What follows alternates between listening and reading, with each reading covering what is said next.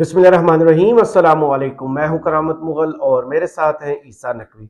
नकवी साहब, cipher case का पहला ट्रायल कलअदम होने के बाद फिर से नए ट्रायल का आगाज हो चुका है। कल अडयाला जेल में हफ्ते के रोज इसकी समाअत हुई। अब पीर के रोज इसकी समाअत दोबारा होगी। क्या खबरें हैं इस हवाले से? देखिए करामत मुगल साहब, एक बात बड़ी वाज़ेह होकर सामने आती है कि रियासत जो है वो ये फैसला कर चुकी है कि इमरान खान को, शाह महमूद कुरैशी को सज़ा देनी है। इस अच्छा। मुकदमे में देनी है, नहीं तो किसी और मुकदमे में देनी है, जल्द से जल्द देनी है, इलेक्शन से पहले देनी है, उनसे सरेंडर करवाना है और 8 फरवरी के इंतखाबात के लिए एक ऐसा माहौल बनाना है कि वो जो रिजल्ट्स आए उनको फिर लोग एक्सेप्ट करें, लेजिटिमेसी मिले। अब ये तो वो चीज़ है जो आपको वाज़े तौर पर नज़र आती है, लेकिन जो समाअत हो रही है, ये जो सारा मामला है, इसमें हफ्ते के रोज़ जो समाअत हुई उसमें चंद हैरानकुन और काबिल गौर चीज़ें हुई हैं। वो हम इस वीडियो में सामने रखेंगे और स्पेशली इस एंगल से इसके ऊपर बात करेंगे कि आइन का एक आर्टिकल है जो इस वक्त इमरान खान को कम से कम इस केस में बचा सकता है। राइट। लेकिन मेरी अंडरस्टैंडिंग ये है कि सदर आरिफ अलवी ऐसा कभी नहीं होने देंगे। अच्छा। हाँ, गुज़िश्ता रोज़ भी जो वीडियो सदर आरिफ अलवी पे की और मैं अगस्त के महीने से इस हवाले से बात करता आ रहा हूँ। वो ट्विटर के ऊपर उसने उसका एक पोर्शन निकाल के किसी ने डाला और फिर अगेन मुझे बहुत सारे लोगों ने कहा कि आप सदर आरिफ अलवी के ऊपर बिला वजह खामखा की तनकीद कर रहे हैं। देखिए, मैं तो फैक्ट्स बयान कर रहा हूँ, मैं तो हकाइक सामने रख रहा हूँ और उनको देखते हुए मैं एक जो कंक्लूजन है उसको ड्रॉ करता हूँ। जो गलत भी हो सकता है कि वो मुझे गलत साबित कर दें, लेकिन अभी जो फैक्ट्स हैं वो यही बताते हैं कि आरिफ अलवी साहब जो है वो ऐसा नहीं होने देंगे। हालांकि उनको सुप्रीम कोर्ट की तरफ से भी एक कवर इस मामले के ऊपर मिल चुका है। तो पहले जरा समात के हवाले से बात कर लेते हैं। 2 खबरें रिपोर्ट हुई हैं। अच्छा, इसमें ये था कि ओपन होना है ट्रायल, मीडिया ने आना है, आवाम को भी आने की इजाज़त होनी चाहिए। जो ओपन ट्रायल जिस तरीके से होता है जी। वो तो नहीं हुआ। वो रिपोर्टर्स जो एक्सपेक्टेड हैं, भी यही था। हाँ, जो रिपोर्टर्स हैं उन्होंने इसके हवाले से बात की है। उन्होंने बताया कि किस-किस को जाने की इजाज़त दी गई है, कि लिमिटेड किस्म की चीज़ें इन्फॉर्मेशन सामने आई है। बहरहाल जो स्टोरी रिपोर्ट हुई है उसके ऊपर रहते हैं, क्योंकि बाकी जो एंगल्स हैं उसके ऊपर तकरीबन सारे लोग बात कर चुके हैं। जी।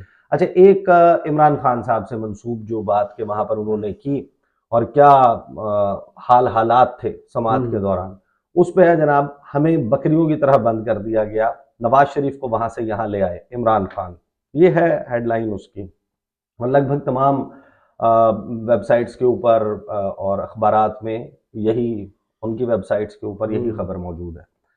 पाकिस्तान तहरीक इंसाफ के साबिक चेयरमैन व साबिक वज़ीर-ए-आज़म इमरान खान ने कहा है कि हमें बकरियों की तरह बंद कर दिया गया, नवाज शरीफ को वहाँ से यहाँ ले आए हैं। ऑफिशियल सीक्रेट एक्ट की खसूसी अदालत के जज अबुल हसनात जुल्करनैन ने साइफर केस की समाअत अडयाला जेल में की। एफआईए के स्पेशल प्रोसिक्यूटर जुल्फकार नकवी अदालत में पेश हुए, जबकि इमरान खान और शाह महमूद कुरैशी के वकला भी अदालत में पेश हुए। साबिक वज़ीर आज़म की अहलिया बुशरा बीबी, बहनें अलीमा खान, नौरीन खान और उज़्मा खान भी कमरा अदालत में मौजूद थीं। शाह महमूद कुरैशी के अहल खाना में उनकी बेटी और बेटा जैन कुरैशी भी अदालत में मौजूद थे। इमरान खान ने साइफर केस सुनने वाली खसूसी अदालत में बयान दिया कि बतौर वज़ीर आज़म साइफर के मामले की तहकीकात का हुक्म दिया। इसमें जो लोग मुलव्वस हैं वो ताकतवर हैं, उन्हें बचाने की कोशिश की जा रही है।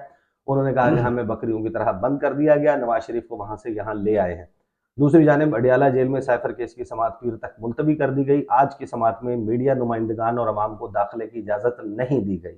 साबिक चेयरमैन पीटीआई की अहलिया, बहनें और शाह महमूद कुरैशी फैमिली भी अदालत में मौजूद थी। अब ये एक बात याद रखिएगा कि ये हमेशा, ये मुकदमा हो जाए, इसमें सज़ा होती है नहीं होती, इस बात से हटकर ये हमेशा एक क्वेश्चन ऑफ इंटरप्रिटेशन रहेगा। इसकी वजाहत आनी चाहिए कि जब आप खान साहब जो वज़ीर आज़म बने थे, 22 करोड़ थी पाकिस्तान की आबादी, 22 करोड़ का मुंतखब वज़ीर आज़म, उसके इख्तियारात क्या हैं?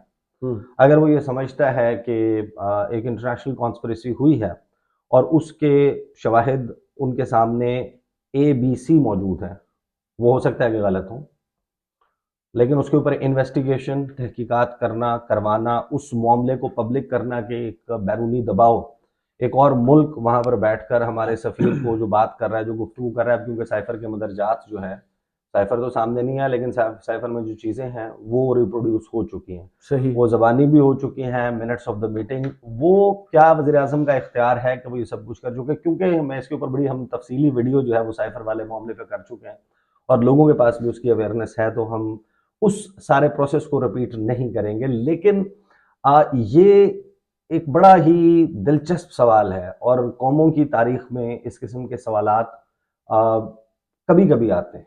ये बड़े नादिर, बड़े अनोखे सवाल होते हैं।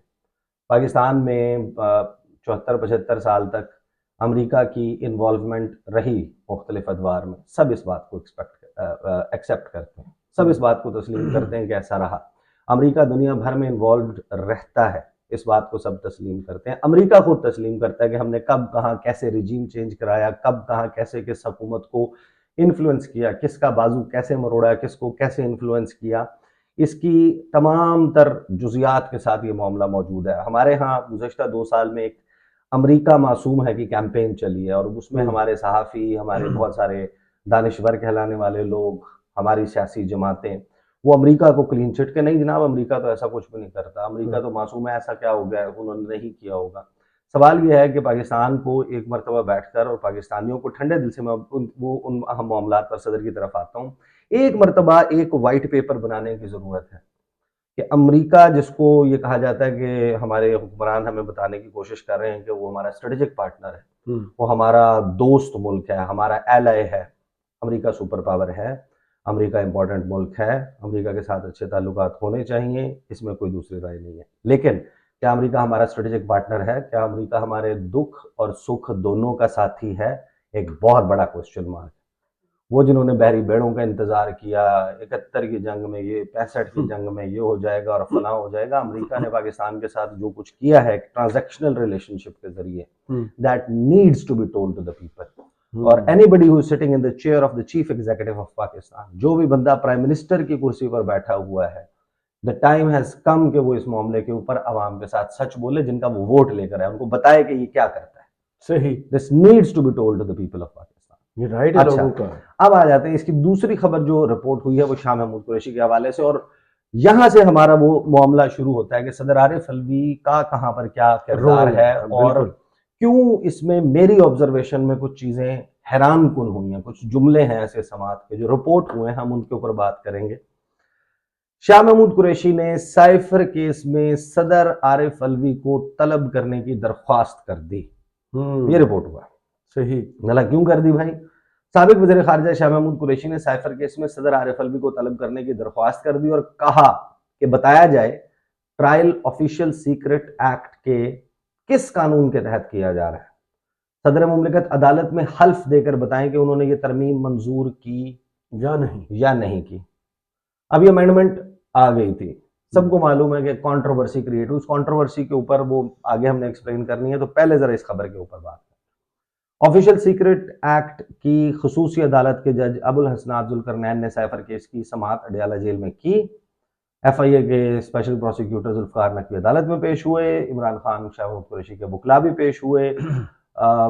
इमरान खान की अहलिया, बहनें, फलां फलां फलां जो है वो कमरा अदालत में मौजूद थे। शाह महमूद कुरैशी की तरफ से फलां फलां फलां मौजूद थे। समाअत के दौरान शाह महमूद कुरैशी ने अदालत को कहा कि हमें बताया जाए उनका ट्रायल ऑफिशियल सीक्रेट एक्ट 1923 या 2023 के कानून के तहत किया जा रहा है। किसके, इन दोनों में से किस कानून के तहत किया जा रहा है? हमारे प्रोडक्शन ऑर्डर पर जेल इंतजामिया ने हुक्म अदूली किया, हमारी जमानत पर इंतजामिया ने अदालत में रिकॉर्ड पेश नहीं किया, हमें इस केस में ट्रायल करने की कोशिश जारी है जिसका सर है न पैर।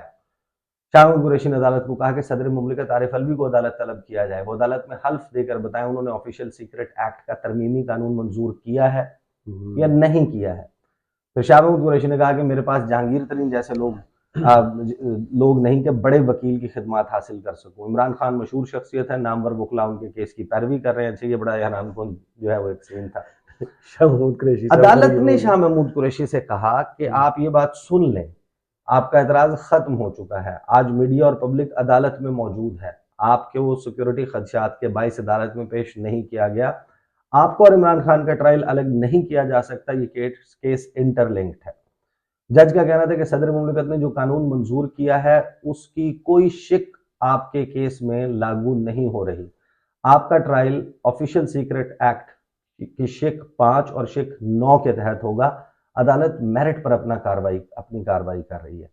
अब इसमें बहुत ही इंपॉर्टेंट क्वेश्चन ऑफ लॉ है मेरे ख्याल में कि ये जो तैनाती हुई है ये जो जज साहब स्पेशल कोर्ट जो है वो फॉर्म हुई है, ये official secret act 2023 amendment bill, उसके तहत ये सारा प्रोसेस हुआ है।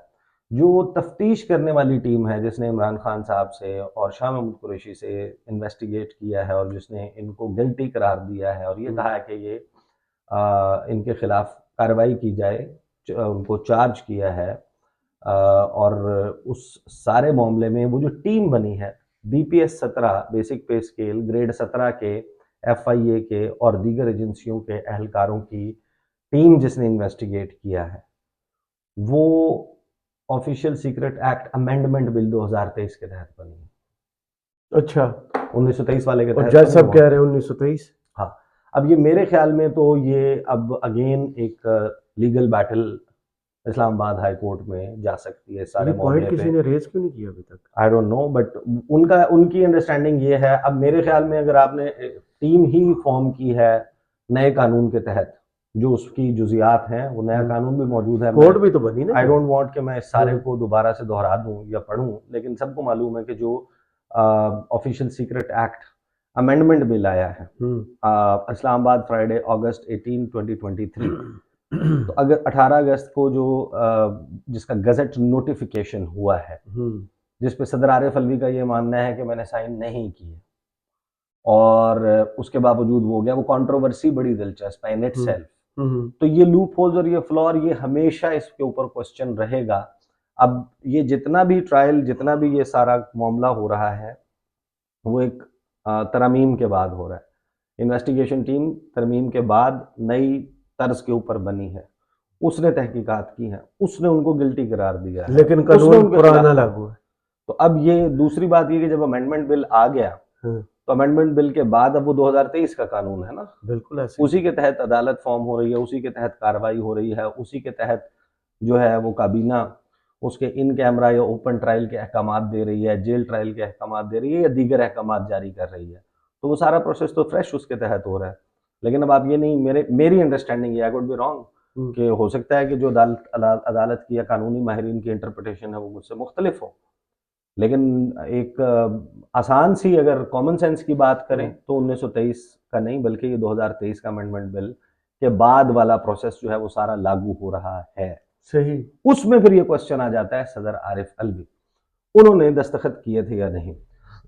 मैंने पहले दिन से इसमें ये बात की थी कि सदर आरिफ अलवी जो है उन्होंने जानबूझकर दोनों तरफ से खेलने की कोशिश की है। वो बैक वक्त बहुत सी कश्तियों के सवार हैं, वो रियासत को भी नाराज़ नहीं करना चाहते, वो इमरान खान को भी नाराज़ नहीं करना चाहते, लेकिन इस अमल में वो ना उनको राज़ी कर पाएंगे ना उनको राज़ी कर पाएंगे। ही लैंड अप नोवेयर। सही। वो जब आप ऐसा करते हैं ना कि मैं इसको भी खुश कर लूँ, मैं इसको भी कर लूँ, उसको भी कर लूँ, आखिर में आप सबसे ज़्यादा ख़राब हो जाते हैं। जब ये सारा मामला हुआ, एक बात ध्यान में रखिएगा कि पार्लियामेंट दोबारा नहीं बैठ सकती थी।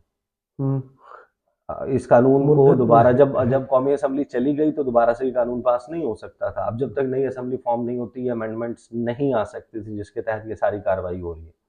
आरिफ अलवी साहब जो हैं उन्होंने ये कहा कि मैंने तो इस बिल के ऊपर दस्तखत नहीं किए और मैंने अमले को कहा था इसको वापस भेज दें। अब वापस नहीं भेजना था आपने उसके ऊपर अपना एतराज बताना था कि आपको इस शिक के ऊपर ये एतराज है, ये आइन की फलां शिक के साथ या फलां शिक के साथ जो है वो मुतसादिम है, लिहाजा मैं ये समझता हूँ कि ये गैर आइनी है, इसको कानून बनाना दुरुस्त नहीं होगा, लिहाजा आप उसको वापस पार्लियामेंट भेज देते। और अगर वो पार्लियामेंट दोबारा से उसी कानून को एक जॉइंट सेटिंग में बैठकर पास कर देती तो फिर वो दोबारा सदर मुमलिकत के पास आता और उसके ऊपर दस्तखत ना होने की सूरत में या ना होते वो कानून बन जाता, वो खुद ब खुद कानून बन जाता। अब सदर आरिफ अलवी ने, अब मैं इनके आर्टिकल के ऊपर भी आ जाता हूँ जो इस वक्त बचा सकता है।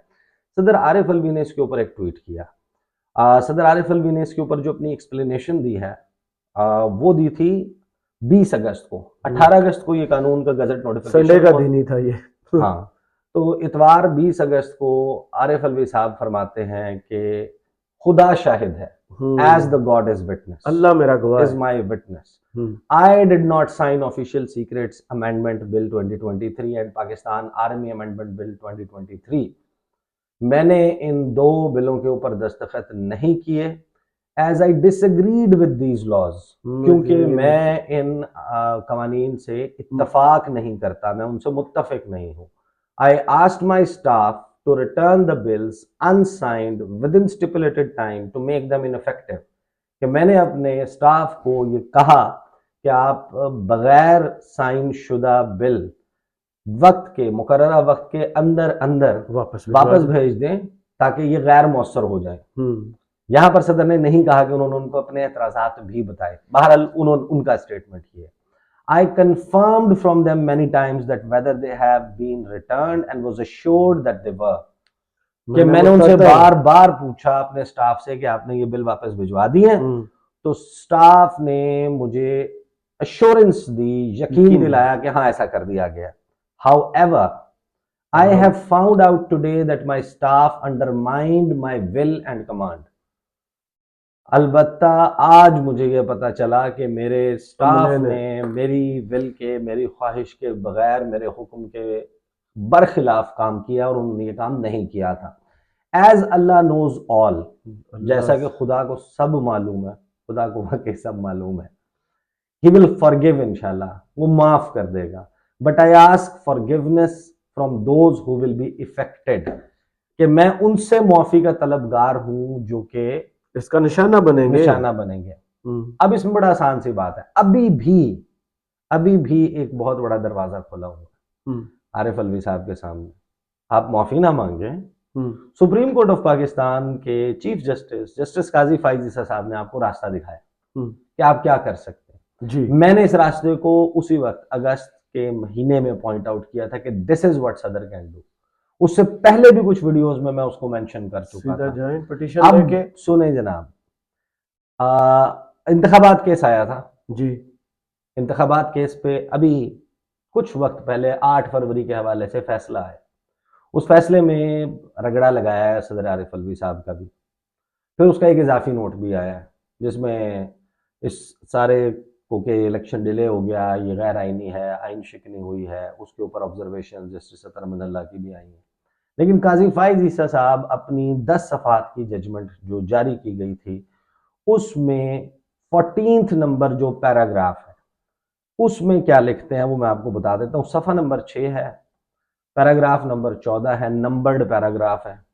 उसमें आरिफ अलवी साहब के मुतल्लिक काजी फाइज ईसा साहब लिखते हैं, the president in his letter of 15 September 2023 कि सदर मुमलिकत ने 15 सितंबर 2023 के अपने खत में had sought guidance from superior judiciary, उन्होंने आला अदालत से, अदलिया से उनकी रहनुमाई चाही थी। The only possible avenue for the president to seek the supreme court's opinion, कि जो वाहिद रास्ता सदर मुमलिकत के पास है कि वो सुप्रीम कोर्ट ऑफ पाकिस्तान से उसकी राय, कानूनी पोजीशन पूछ सकते हैं, किसी मामले के ऊपर गाइडेंस ले सकते हैं, was by invoking article 186 of the constitution reproduced as under.